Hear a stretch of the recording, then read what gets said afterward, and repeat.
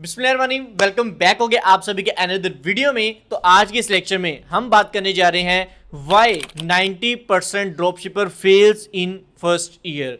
पहले साल में ड्रॉपशिपर फेल क्यों हो जाता है और वो डीमोटिवेट होकर काम क्यों छोड़ जाता है। क्योंकि मेरे पास बहुत सारे स्टूडेंट्स के केसेस आ रहे थे, उसामा भाई मैंने ड्रॉपशिपिंग स्टार्ट की और उसके बाद मैंने उस चीज़ को छोड़ दिया, हम लॉस में जा रहे थे। क्या रीजंस होती हैं, आप उसको कैसे अवॉइड कर सकते हो, आप उनको कैसे बच सकते हो, ये सारा कुछ आज इस लेक्चर में आपको सीखने को मिलने वाला है। वीडियो बहुत ज़्यादा मजे की होने वाली है। वीडियो को सबसे पहले अगर आपने अभी तक लाइक नहीं किया तो मेरी जान क्या कर रहे हो, वीडियो को लाइक करो। चैनल पर नए हो, पहली बार टपक पड़े हो, ये चेहरा के देख रहे हो पहली बार, तो सब्सक्राइब कर लो। साथ नोटिफिकेशन बेल को आपने लाजमी से ऑन करना है ताकि आपको फ्यूचर में ऐसा ही इंफॉर्मेटिव कंटेंट मिलता रहे। फिर विदाउट वेस्टिंग टाइम जल्दी से आज की वीडियो स्टार्ट करते हैं। ऑलराइट, सो गाइस बात स्टार्ट करते हैं। ड्रॉप शिपर क्यों फेल हो जाता है अपने स्टार्टिंग फर्स्ट ईयर के अंदर। अब स्टार्टिंग फर्स्ट ईयर में इसलिए बोल रहा हूं, कुछ लोग तो हैं पहले 6 महीने में ही अपना दिल छोड़ जाते हैं, काम छोड़ जाते हैं, उसके बाद जो है वो क्विट कर देते हैं। अब रीजंस क्या हैं? सबसे पहले मैं कुछ मिस्टेक्स आपके साथ शेयर करने जा रहा हूं। आपने कॉपी पेंसिल पकड़ लेना है और उसको अच्छे से नोट डाउन कर लेना है ताकि आप इन गलतियों को ना करो आगे चलकर। ओके,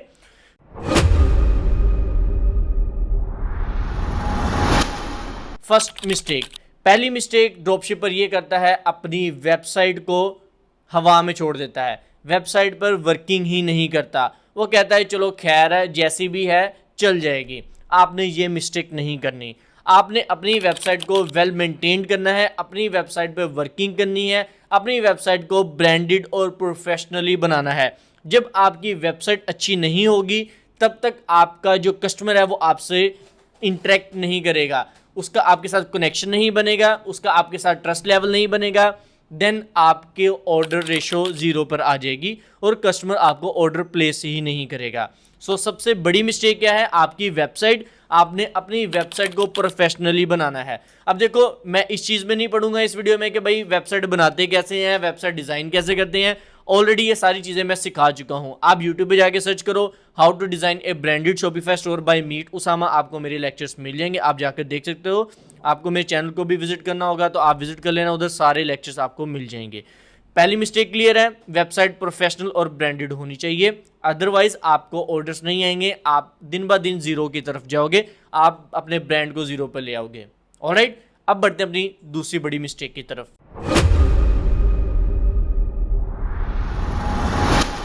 दूसरी बड़ी जो मिस्टेक है वो भी आपकी वेबसाइट रिलेटेड ही है, वो है भाई आपका पेमेंट गेटवे। आप जो पेमेंट मेथड अपने कस्टमर से पेमेंट रिसीव कर रहे हो उसमें आप काफ़ी ज़्यादा ग्लिच कर देते हो। अब मैटर नहीं करता आप किस कंट्री के अंदर अपना ड्रॉपशिपिंग स्टोर, अपनी ड्रॉपशिपिंग वेबसाइट रन कर रहे हो, राइट। अगर आप पाकिस्तान में हो तो आपने पाकिस्तान के हिसाब से अपना पेमेंट गेटवे लगाना है। अगर आप यूएई में अपना स्टोर रन कर रहे हो तो यूएई के हिसाब से आपने रन करना है। अगर आप यूके में हो, यूएसए में हो तो आपने उसी अकॉर्डिंग अपने पेमेंट गेटवेज को सेटअप करना होता है। अब पाकिस्तानी मार्केट की लोकल की मैं बात कर लेता हूँ, या यूएई मार्केट की मैं बात कर लेता हूँ, या इंडिया की मार्केट की मैं बात कर लेता हूँ। मिस्टेक किधर आती है? मिस्टेक ये होती है, हमारा जो है वो पेमेंट गेटवे हम लगाते हैं कैश ऑन डिलीवरी। आपको पता है एशियन कंट्रीज में सबसे ज़्यादा जो है वो कैश ऑन डिलीवरी ही चलती है। कस्टमर क्या कहता है, हमारे पास पहले पार्सल आएगा फिर ही मैं उसको पेमेंट करूंगा, इसको हम कैश ऑन डिलीवरी बोलते हैं। इसमें प्रॉब्लम ये रहती है कि रिटर्न रेशियो बहुत ज़्यादा पड़ती है। अब रिटर्न रेशियो पे मैं इधर थोड़ी बात कम ही करूंगा, आगे मैं इस पर फर्दर डिटेल इन डेप्थ आपको समझाऊंगा कि कैसे आप इसको कंट्रोल कर सकते हो। बट प्रॉब्लम यह है कि आपका पेमेंट गेटवे नहीं है, आप एडवांस पेमेंट नहीं लेते अपने कस्टमर से। अब कस्टमर आपको एडवांस पेमेंट करेगा क्यों, राइट? आपको उसके लिए कस्टमर को सेटिस्फाई करना पड़ेगा। आपका कस्टमर तभी सेटिस्फाई होगा जब आपकी वेबसाइट पे एडवांस पेमेंट मेथड लगा हुआ है, आपकी वेबसाइट प्रोफेशनली ब्रांडेड बनी है, जो कि मैंने फर्स्ट पॉइंट में आपको क्लियर आउट ऑलरेडी कर दिया हुआ है, राइट। तो कस्टमर आपको डेफिनेटली एडवांस में पे करेगा, उससे ये होगा कि आप अपने ब्रांड को ग्रो कर पाओगे। ओके, सो ये चीज़ मैटर करती है, आपका पेमेंट गेटवे क्या है। पाकिस्तानी मार्केट में ज़रूरी नहीं है कि आपने कैश ऑन डिलीवरी पे ही काम करना है, आप एडवांस पेमेंट गेटवे भी लगाओ। कौन कौन से हैं ये सारी चीज़ें मैं ऑलरेडी अपने चैनल पर सिखा चुका हूँ, आप एक बार विजिट कर लेना। ओके, पेमेंट गेटवेज लिखोगे इन पाकिस्तान बाय मीट उसामा, आपको लेक्चर्स मिल जाएंगे। उसके बाद जो है वो यूएई में भी कैश ऑन डिलीवरी चलती है, बट ज़रूरी नहीं है cash on delivery he active करना है। आप उसमें एडवांस पेमेंट मेथड लगाओ, पेपाल लगा लो, कार्ड पेमेंट लगा लो, कस्टमर आपको पे करेगा। यूके की मार्केट की बात करूँ तो चलता ही एडवांस पेमेंट है। यूएसए की मार्केट की बात करूँ एडवांस पेमेंट चलता है। हर कंट्री में एक डिफरेंट सिनेरियो है, आप थोड़ी रिसर्च करोगे आपको पता चलेगा कि उस मार्केट में लोग किस एल्गोरिथम पे काम करते हैं, क्या उनका बिहेवियर होता है। सो ये चीज़ दूसरी बड़ी मिस्टेक होती है आपकी पेमेंट गेटवे की। एक ड्रॉप शिपर जो है वो पेमेंट गेटवे पे काम नहीं करता, जिसकी वजह से उसका बिजनेस जीरो पर आ जाता है। तो दूसरी बड़ी मिस्टेक क्लियर है, ये आप लोगों ने नहीं करनी। आपने कैश ऑन डिलीवरी भी लगानी है, आपने एडवांस पेमेंट मेथड भी लगाना है, दोनों पे आपने काम करना है। इसी के साथ बढ़ते हैं अपनी तीसरी बड़ी मिस्टेक की तरफ।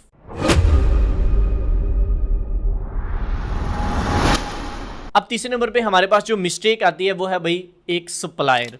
जो ड्रॉप शिपर होता है ना वो 100% डिपेंड करता है एक सप्लायर के ऊपर, राइट। क्योंकि देखो ड्रॉप शिपर के पास प्रोडक्ट तो नहीं है, उसने क्या करना है, कोई अच्छा सप्लायर ढूंढना है। एग्जाम्पल के लिए पाकिस्तान में हम बात कर लें, मरकज़ है, उसके बाद बहुत सारे ड्रॉप शिपिंग सप्लायर, HSC लगा लो।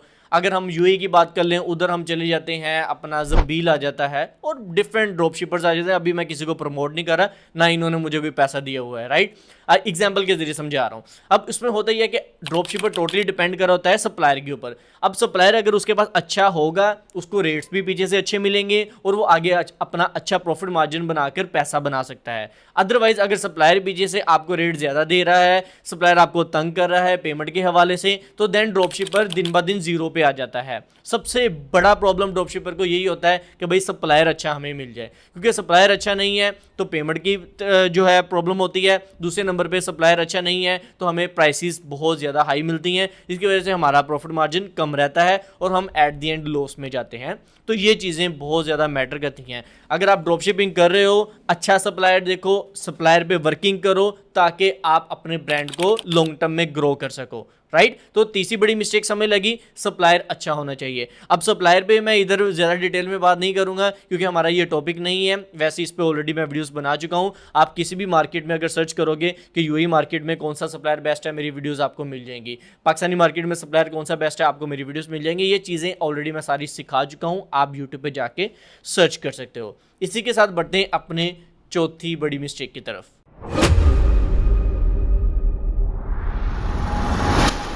अब जो ड्रॉप शिपर चौथी बड़ी मिस्टेक करता है वो है भाई प्रोडक्ट को लेकर। अब ड्रॉप शिपर को ना सर पे एक चीज़ बहुत ज़्यादा बर्डन जो है वो सबसे ज़्यादा इरिटेट करती है ना, वो प्रोडक्ट ही है। हमने गलती ड्रॉप शिपर की नहीं है, गलती हम इन्फ्लुएंसर्स की है। हम जो है वो बहुत ज़्यादा डिमोटिवेट कर दिया है ये चीज़ बोल बोल के, प्रोडक्ट हंटिंग कर लो, प्रोडक्ट हंटिंग कर लो, प्रोडक्ट ढूंढ लो अच्छी सी, राइट। जो कि कुछ भी नहीं है मेरी जान। प्रोडक्ट ढूंढना एक बहुत सिंपल सा प्रोसेस है, लेकिन हमने अपने सर पे इसको जो है ना बहुत ज़्यादा चढ़ा दिया है कि पता नहीं प्रोडक्ट हंटिंग क्या चीज़ है, राइट। अब प्रोडक्ट हंटिंग के लिए ना कुछ टेक्निक्स होती हैं, कुछ चीज़ें आपको एक्सपीरियंस से आती हैं। प्रोडक्ट आपका मोस्ट इंपॉर्टेंट रोल प्ले करती है आपके बिजनेस को ग्रो करने में।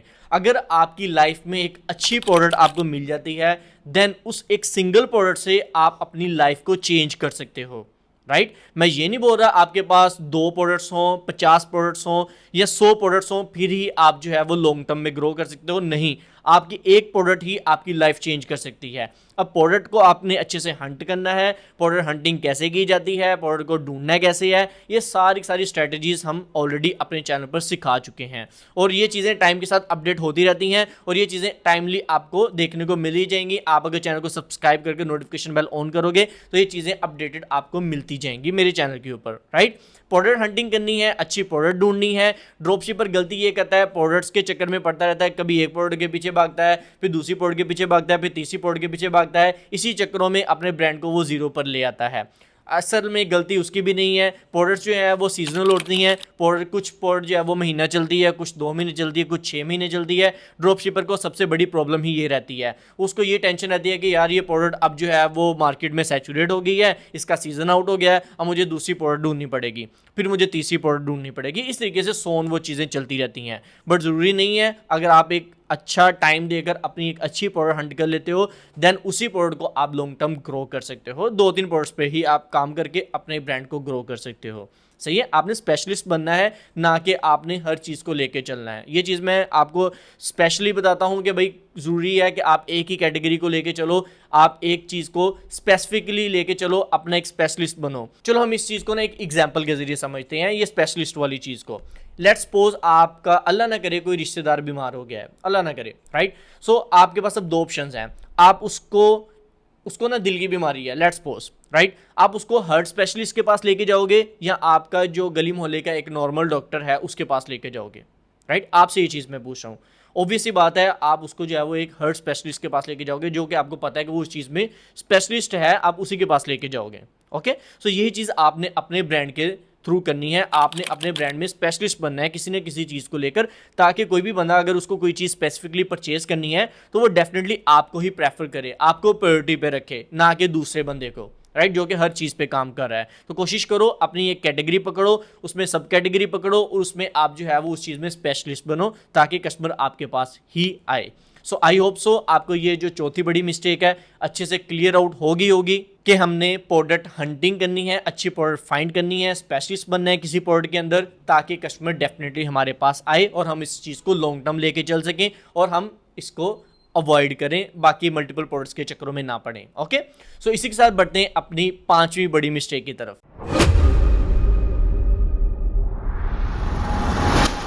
अब पांचवें नंबर पे जो ड्रॉपशिपर गलती करता है वो है भाई एडवर्टाइजमेंट।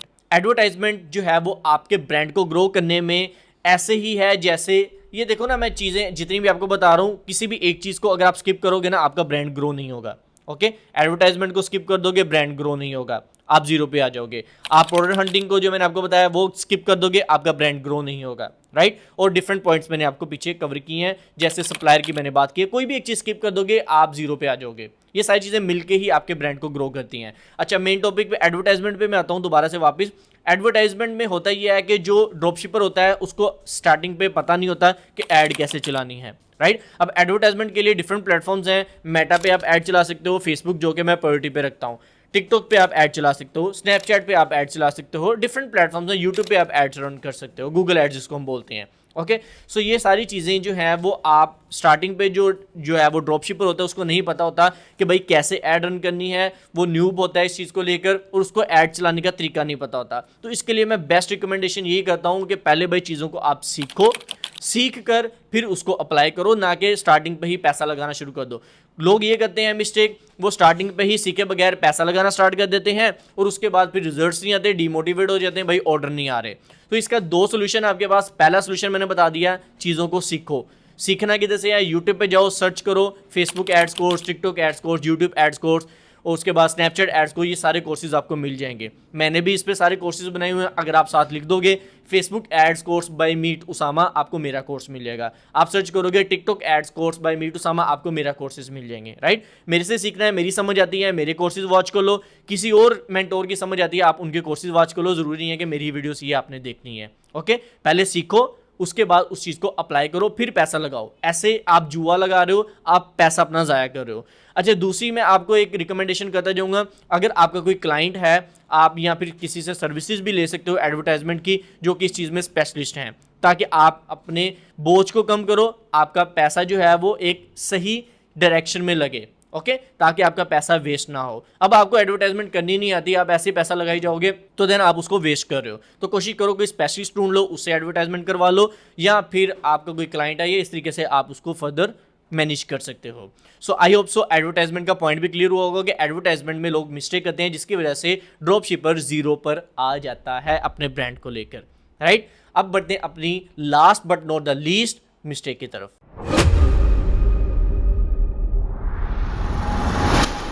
अब नंबर 6 मिस्टेक जो करता है ड्रॉप शिपर, वो है भाई रिटर्न रेशो।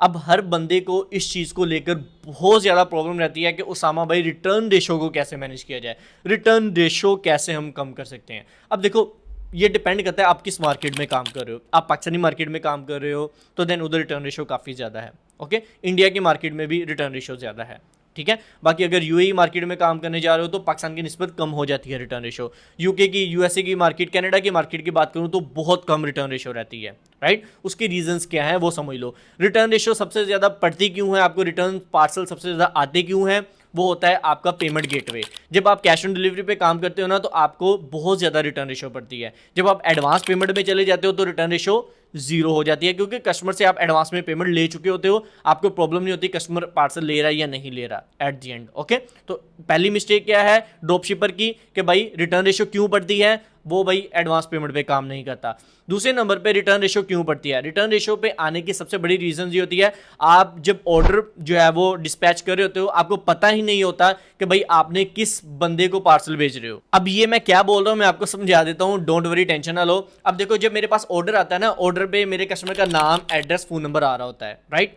अब मुझे नाम, एड्रेस, फ़ोन नंबर देख के पता चल जाता है कि ये जो ऑर्डर आया है ये सीरियस भी है या नहीं है, राइट। अक्सर लोगों को स्टार्टिंग पे ड्रॉप शिपर्स को यही नहीं पता चलता कि भाई ये जो डिटेल्स हैं ये एक्यूरेट भी हैं ये नहीं है। आपको थोड़ी चीज़ें एक्सपीरियंस से ही आएंगी ये सारी की सारी। सो मुझे एड्रेस देख के पता चल जाता है कि ये लेजिट कस्टमर है या नहीं है, तो देन हम उसको ऑर्डर प्लेस कर देते हैं। तो इससे आपकी रिटर्न रेशो काफ़ी ज़्यादा मैनेज हो जाती है।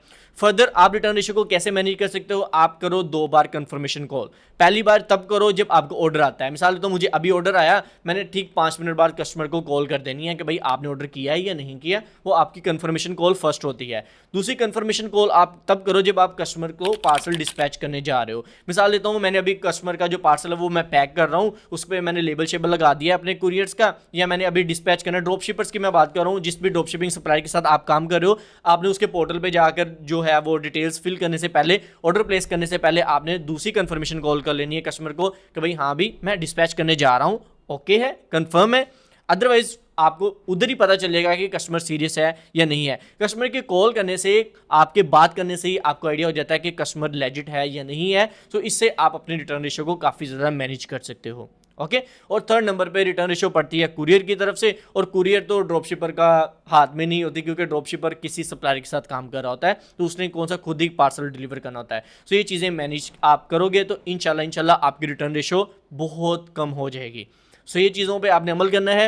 इंशाल्लाह आप अगर ड्रॉप शिपिंग कर रहे हो, आप इन चीज़ों को, इन मिस्टेक्स को आपने नोट डाउन करना है जो आज 6 मैंने आपको बताई हैं। आप अपने ब्रांड को इंशाल्लाह ग्रो कर पाओगे।